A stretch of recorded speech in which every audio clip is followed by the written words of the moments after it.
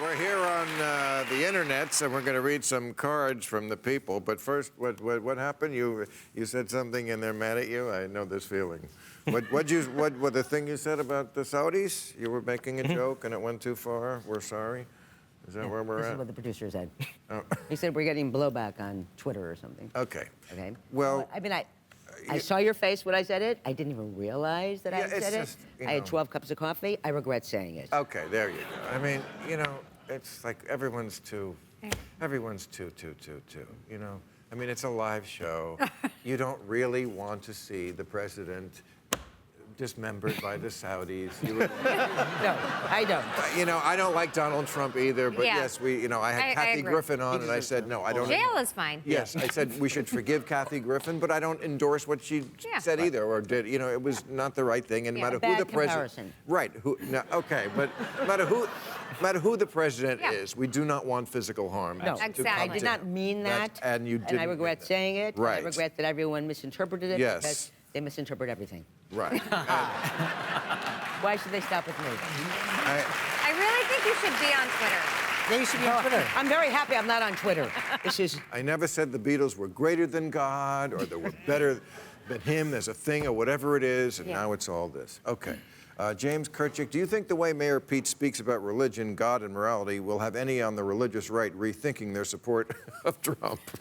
No. I think it's incredible that the first real serious gay presidential candidate has this totally bourgeois domestic life, happily married, very kind of, normal, if we can use that term, and is a religious guy who quotes scripture, and he's running against a heterosexual president who's been married 3 times, is a pagan, is a pagan? Yeah. Pagan? You don't hear. That's worse than what you said. Yeah. You don't hear that word very often. Do me a favor. But Now, he's a heathen. I don't know about a pagan. Yeah.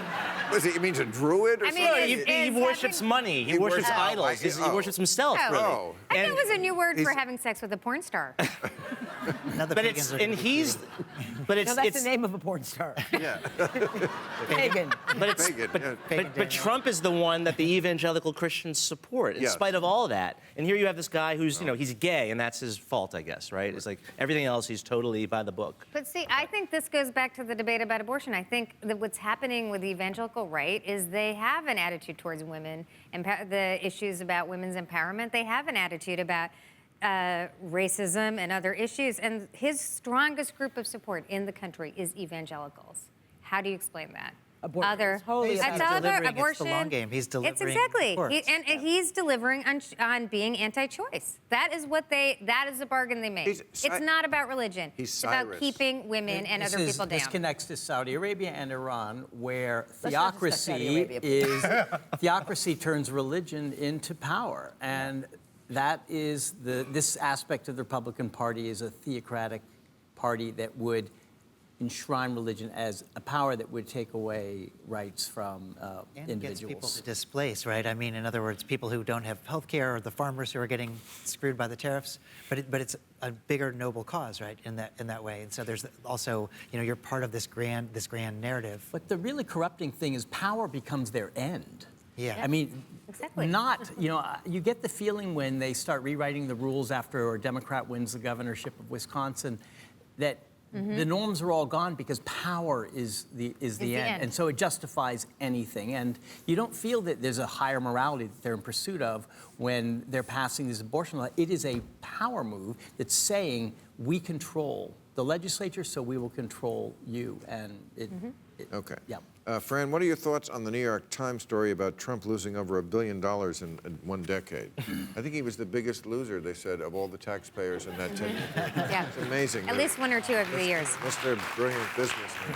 What'd you think of that? You mean, am I surprised to hear that? No, but Not surprised to hear that. I mean, Trump lost New York City 9-1. Right. 9-1, because it's a place where people most knew him. Okay, and that is why. And so, no one in New York even thought he was a real. Democratic. I mean, any Republican will lose. Not 9-1. Not 9-1. No. Yes. I mean, No, the more Upper than- East Side, which often votes for Republicans for, the rich presidency, people, right. because they don't want to pay taxes or they want to pay even less than no taxes, voted for Hillary Clinton. okay? Because no one in New York, no one who can make enough money to afford to live in New York City and pay the taxes there is stupid enough to vote for Donald It's Trump. like Bill de Blasio. Bill de Blasio running for president. 76% of New Yorkers don't want him to run. Of his own constituents But don't want him to 80% run. anything that gets him out of New York. Now, we had Bill on. I like Bill. What goes through a guy's mind when there's 22 people in the race? I think they're thinking I think Bill de Blasio is literally thinking there's a mayor of South Bend, Indiana, who's doing really well, and I represent a place that is like 20 times, 300 times as large, and have to make bigger decisions. I think the size of the crowd is actually making more and more people. It seems like there's 7 or 8 potential realistic presidential candidates. There's maybe 15 who are running to get a TV show or a radio show or a book deal. And then there's Beto O'Rourke, who's like having a midlife crisis and inflicting it that's not fair. upon all of us. That's not fair. And it's playing out on live television That's every day unfair. across the Beto country. O'Rourke- Why do you say that? That's interesting that you... Beto? I'm just asking why you put it that I mean, way. he just reminds me of these guys I went to school with who like smoked a lot of dope and pretended to do the reading. Oh, come and, on. like, Apologize for it. Right. I mean, nothing against those guys. They were some of my closest friends, but they shouldn't be running for Okay, president. here's the thing. I like Beto too, but I did tear him a new asshole for all the apologizing. It's silly. It's silly. You know, if you keep saying sorry, you look like a sorry candidate. There you go. Okay, the one thing I'd say is if you're actually thinking about what Democrats have to do, this fact that Texas was a 2.5-point race is an important issue. So whatever Democrat, whoever the He ran Democrat against is- Ted Cruz. No, Ted Cruz. He's the most unlikable man in America. That is not true. Ted Cruz has a higher support in Texas than John Cornyn does right now.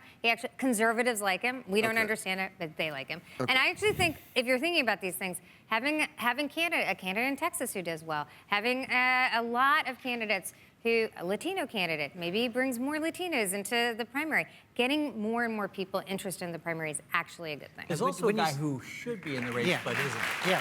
Well, I mean, but Sherrod Brown. yeah. I think Sherrod Brown would Sherrod be Brown. the senator from Ohio. Yes, I know who he is. Why? What about him is so different than the other 23? First of all, he's Like, a Democrat. what am I getting from him that I don't get I'll from tell you Amy, what. Amy Klobuchar? He doesn't throw staplers He at people. won Ohio. He's a liberal Democrat I like that she Ohio. who does wins that. in Ohio, who speaks to She the wins working. in Minnesota. Ohio is a tougher state. Ohio's tough. Okay. Yeah, and he's a good guy. He's interesting. I wish he'd run.